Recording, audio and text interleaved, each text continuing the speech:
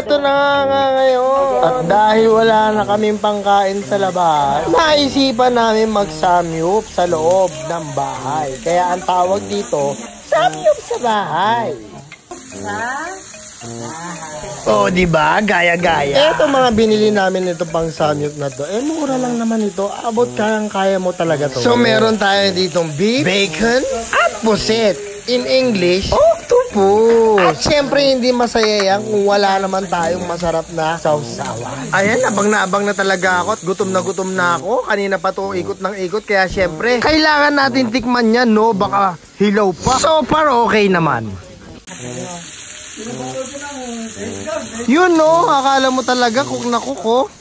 Ang galing. Pero ang totoo, ako lang nagsabi niyan, baligtarin mo ng baligtarin para maganda sa video. Hindi siya naksunog.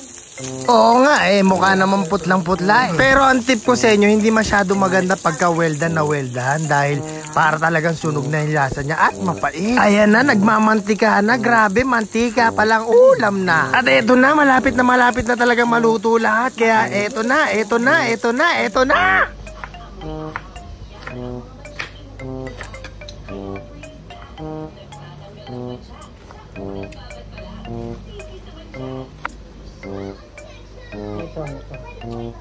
Yun na yan.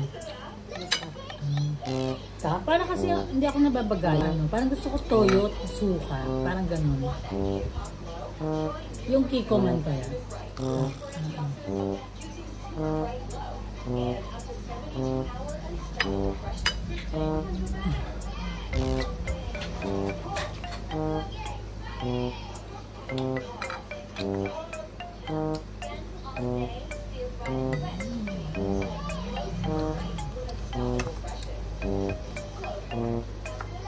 Kaya ang suggest ko sa inyo, itry nyo rin ito. Pagka kumain ka sa labas, syempre maghahanap ka muna ng parking, tapos may service fee pa. Ang sarap mag-samyup sa bahay dahil pagka nabusog ka, pwede ka na agad matulog. Ang tawag dyan, samyup sa tulog.